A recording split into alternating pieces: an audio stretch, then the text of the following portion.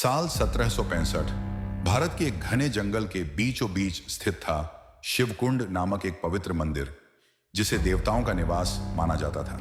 कहा जाता था कि यह सिर्फ उन्हीं को दिखाई देता था जो सच्चे मन से इसकी खोज करते। यह मंदिर एक अद्भुत शिवलिंग के लिए प्रसिद्ध था, जिसे अग्नि शिवलिंग कहा जाता था। इस शिवलिंग को देखना केवल मुख्य पुजारी और कुछ खास साधकों को ही अनुमति थी, क्योंकि मान्यता थी कि इसकी झलक मात्र से ही इंसान की आत्मा पवित्र हो जाती थी। लेकिन जो भी अपवित्र आत्मा इसे देखेगी वह श्रापित हो जाएगी। राज्य का शासक राजा सोमदत्त एक शक्तिशाली लेकिन घमंडी राजा था, जिसे इस मंदिर के चमत्कारों पर यकीन नहीं था। वह मानता था कि यह केवल एक अंधविश्वास है, और इस मंदिर के रहस्य को जानने के लिए उसने अपने सैनिकों को मंदिर तक पहुंचने का आदेश दिया। अमावस्या की रात राजा अपने 50 सैनिकों और मुख्य तांत्रिक के साथ मंदिर के गर्भगृह में घुस गया और जबरन शिवलिंग के सामने पर्दा हटा दिया। उसी क्षण मंदिर के द्वार अपने आप बंद हो गए और भयानक अंधेरा पूरे मंदिर में छा गया। राजा और उसके सैनिकों ने देखा कि शिवलिंग लाल रंग में चमकने लगा और उसके चारों ओर से अग्नि की लपटें उठने लगी। फिर अचानक वहां के मुख्य पुजारी त्र्यंबक नाथ ने चेतावनी दी, तुमने देवताओं के नियम तोड़ दिए हैं, अब यह भूमि श्रापित होगी। यह स्थान हर 100 वर्षों में एक बार प्रकट होगा, और जो भी इसके भीतर प्रवेश करेगा वह फिर कभी बाहर नहीं निकल सकेगा। उसके बाद मंदिर में भूकंप जैसा कंपन हुआ और राजा सहित उसके सभी सैनिक वहीं गायब हो गए। अगली सुबह जब ग्रामीण मंदिर पहुंचे तो उन्होंने पाया कि मंदिर पूरी तरह लुप्त हो चुका था, और वहां केवल एक काले पत्थर की मूर्ति खड़ी थी, जिसमें राजा सोमदत्त का चेहरा उभरा हुआ था। कहा जाता है कि हर 100 वर्षों में एक बार उसी अमावस्या की रात यह मंदिर फिर से प्रकट होता है, और जो भी वहां प्रवेश करता है वह कभी वापस नहीं लौटता। मंदिर के अंदर कुछ चीजें अपने आप होती हैं। घंटा अपने आप बजता है जबकि मंदिर में कोई नहीं होता। शिवलिंग से लाल रंग का रक्त टपकता है। राजा की पत्थर की मूर्ति के होंठ धीरे धीरे हिलने लगते हैं, जैसे कोई मंत्र बोल रही हो। अगर कोई व्यक्ति मंदिर के अंदर जाता है तो बाहर खड़े लोगों को उसकी चीखें सुनाई देती हैं, लेकिन अंदर कुछ नहीं दिखता। वर्तमान समय 2025। अब एक अमेरिकी ट्रैवलर ईथन पार्कर, जो रहस्यमयी और गुप्त स्थानों पर डॉक्यूमेंट्री बनाता है, वह इस मंदिर की कहानी सुनकर इस शापित स्थान की खोज करने निकलता है। लेकिन उसे नहीं पता कि वह ऐसे स्थान पर कदम रखने जा रहा है जहां से अब तक कोई वापस नहीं आया। अमेरिकी ट्रैवलर ईथन पार्कर ने जब पहली बार कालीगढ़ गांव के बारे में सुना तो उसे यकीन नहीं हुआ।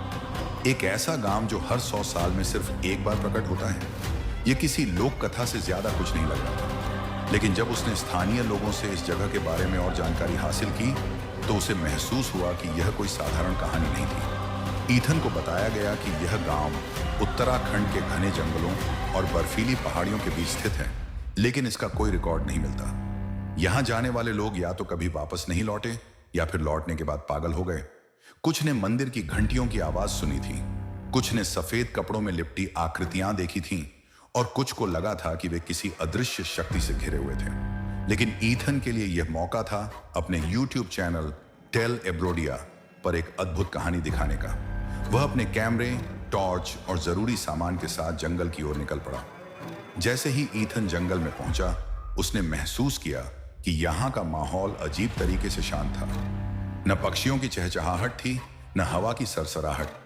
केवल उसके अपने जूतों की आवाज थी जो सूखी पत्तियों को कुचल रही थी।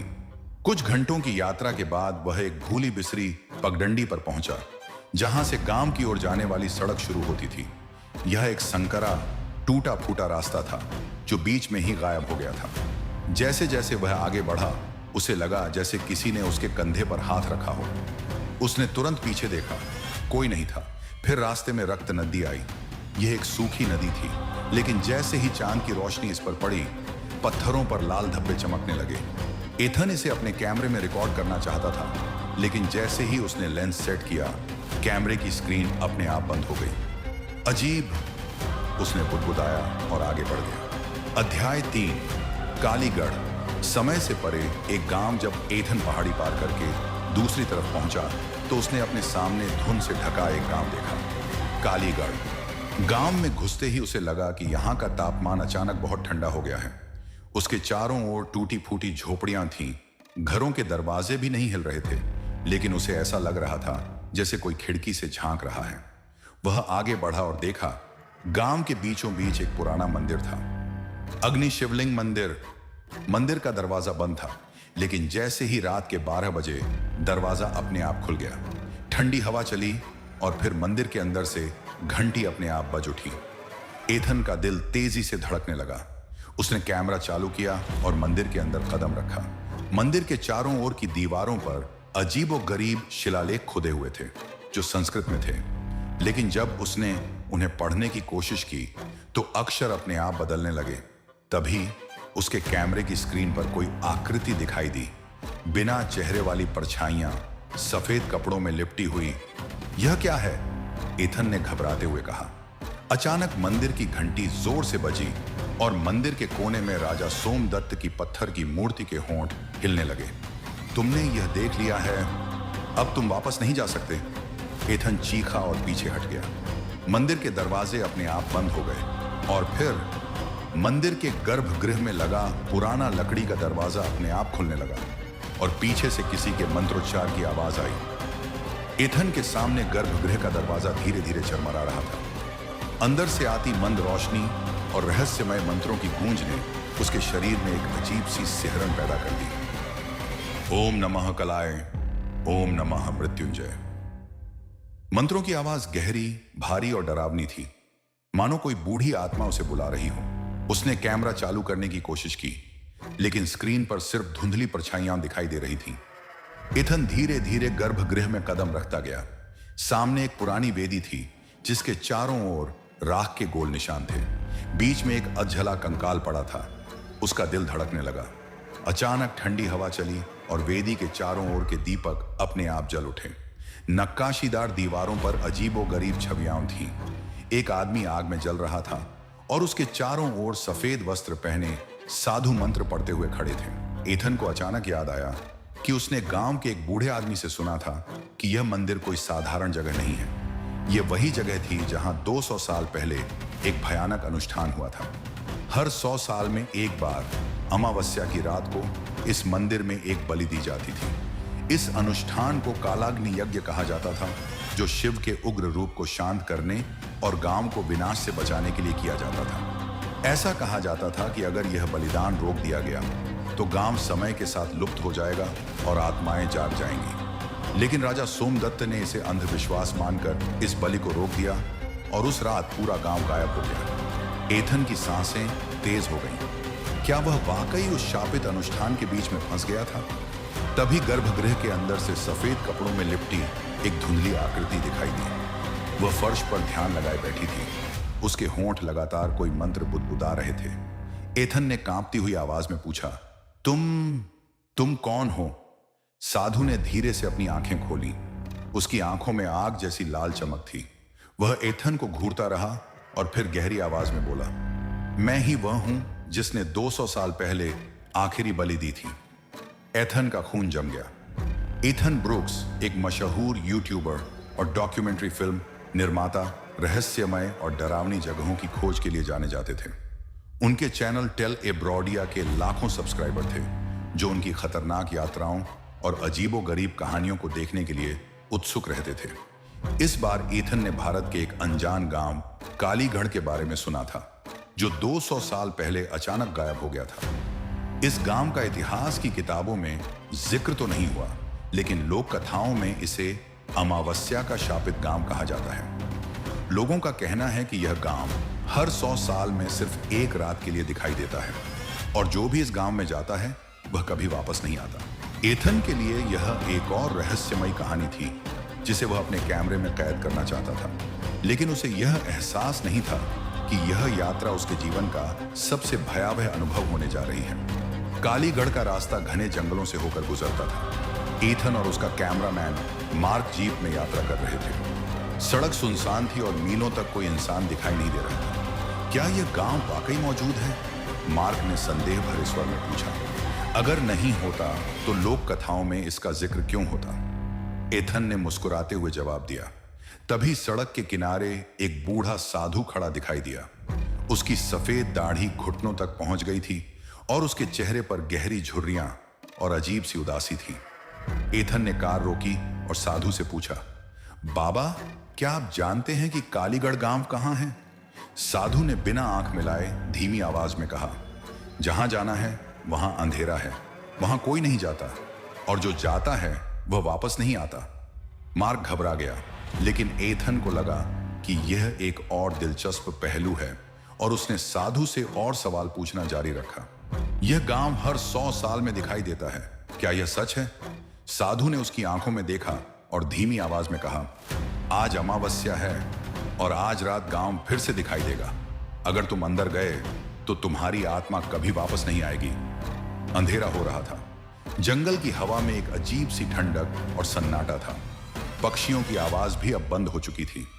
एथन ने अपना कैमरा चालू किया और चलते चलते रिकॉर्डिंग शुरू कर दी। यहां जरूर कुछ अजीब है, लेकिन जब तक हम उस गांव में प्रवेश नहीं करेंगे मुझे यकीन नहीं होगा। मार्क असहज महसूस कर रहा था, लेकिन एथन के जुनून के आगे कुछ नहीं कह सका। अचानक पेड़ों के बीच से एक टूटा हुआ पत्थर का दरवाजा दिखाई दिया, जिस पर पुराने संस्कृत शिलालेख खुदे हुए थे। एथन ने धीरे से दरवाजा धकेला और वह अपने आप खुल गया। उसके सामने एक सुनसान गांव था, कालीगढ़। जैसे ही एथन और मार्क कालीगढ़ गांव में दाखिल हुए, ठंडी हवा का एक अजीब झोंका उन्हें लगा। गांव में भयानक सन्नाटा था। कोई इंसान नहीं, कोई जानवर नहीं, कुछ भी नहीं। वहां सिर्फ खंडहर हो चुके घर, उलझे हुए पेड़ और हवा में सड़ी हुई लकड़ी और खून की हल्की गंध थी। यह जगह बहुत शांत है, मार्क ने फुसफुसाया। एथन ने कैमरा चालू किया और गांव में प्रवेश करना शुरू किया। लेकिन जैसे ही उन्होंने पहला कदम आगे बढ़ाया, 4 अजीब घटनाएं घटने लगी। पहली घटना, अज्ञात छायाएं और घूरती आंखें। एथन ने कैमरे के व्यू फाइंडर से देखा कि टूटी हुई झोपड़ियों के अंदर कुछ हिल रहा था। क्या वहां कोई है? उसने जोर से पूछा, लेकिन जवाब में उसे सिर्फ हवा की सीटी सुनाई दी। मार्क ने अचानक उसका हाथ पकड़ लिया। एथन, उधर देखो। एथन ने झोपड़ी की ओर देखा और दंग रह गया। अंदर के अंधेरे में 2 चमकती हुई आंखें उसे घूर रही थीं। धीरे धीरे छाया काले धुएं में बदल गई और दरवाजे के पीछे गायब हो गई। यह क्या था? यह क्या था? मार्क की आवाज कांप रही थी। दूसरी घटना, मंदिर की घंटियां और रहस्यमयी फुसफुसाहटें। गांव के बीच में एक पुराना काला मंदिर था, जिसका दरवाजा टूटा हुआ था। मंदिर के अंदर से धीमी घंटियों की आवाज आ रही थी, जबकि हवा पूरी तरह से शांत थी। एथन और मार्क मंदिर में दाखिल हुए। अचानक मंदिर के अंदर की दीवारों से एक अजीब सी फुसफुसाहट की आवाज आने लगी। तुम्हें यहां नहीं होना चाहिए था, बलि का समय हो गया है। एक पल में मंदिर के अंदर जल रहे सभी दीपक अपने आप बुझ गए। एथन ने कैमरे की स्क्रीन पर देखा। उनके पीछे कई काली परछाइयां खड़ी थीं, लेकिन जब उसने पीछे देखा तो वहां कोई नहीं था। लेकिन जैसे ही उसने गांव से निकलने की कोशिश की, गांव की आत्माओं ने उसे पकड़ लिया और अंत में गांव वालों ने उसे इसी वेदी पर बलि चढ़ा दी। नहीं, एथन ने खुद से कहा, यह सच नहीं हो सकता। पुजारी ने फिर से मंत्र पढ़ना शुरू किया। इस बार तुम नहीं बच पाओगे, पापी। गांव वाले एथन को पकड़ने के लिए दौड़े, लेकिन तभी कुछ अजीब हुआ। वेदी के पास रखी पुरानी मूर्ति अचानक हवा में उठी और उसकी आंखों से एक चमकदार सफेद रोशनी निकली। गांव वाले डर के मारे पीछे हट गए। पुजारी जोर से चिल्लाया, ऐसा नहीं हो सकता। मूर्ति ने इसे स्वीकार कर लिया। एथन को अब सब कुछ समझ में आ गया। मैं इस श्राप से तभी बच सकता हूं जब मैं अपनी गलती सुधार लूं। उसने मूर्ति को उठाया और उसे वापस मंदिर में रख दिया। फिर मूर्तियों से बहता खून गायब हो गया। मंदिर की घंटियां अपने आप बजने लगीं।